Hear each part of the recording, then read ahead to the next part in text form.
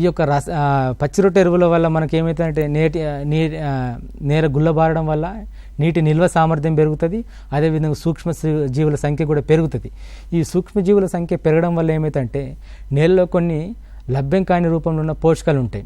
ఈ సూక్ష్మజీవులు వాటిని ఏం చేస్తే లభ్యమయ్యే స్థితిలోకి తీసుకొస్తాయి. కాబట్టి మనము ఈ యొక్క అంటే నత్రజని ఆల్రెడీ స్థిరీకరిస్తున్నాయి. కొన్ని భాస్వరం లాంటి వాటిని ఏమైతే కరిగించి వేసే సూడోమోనాస్ కానీ బ్యాసిలస్ బ్యాక్టీరియా లాంటివి ఇంప్రూవ్ చేస్తుంది. కాబట్టి మన యొక్క భాస్వరం ఎరువులు కూడా తగ్గించే అవకాశం ఉంటుంది.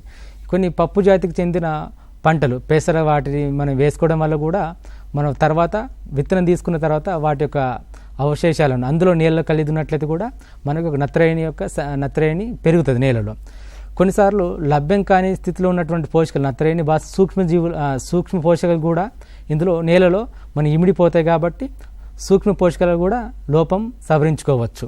తర్వాత సమస్యాత్మక నేలలు ఉంటాయి. కొన్నిసార్లు సమస్యాత్మక నేలను సవరించుకోవడానికి కూడా ఈ పచ్చి రొట్టె ఎరువులను వేసుకోవడం వల్ల మనం లాభాలను పొందవచ్చు.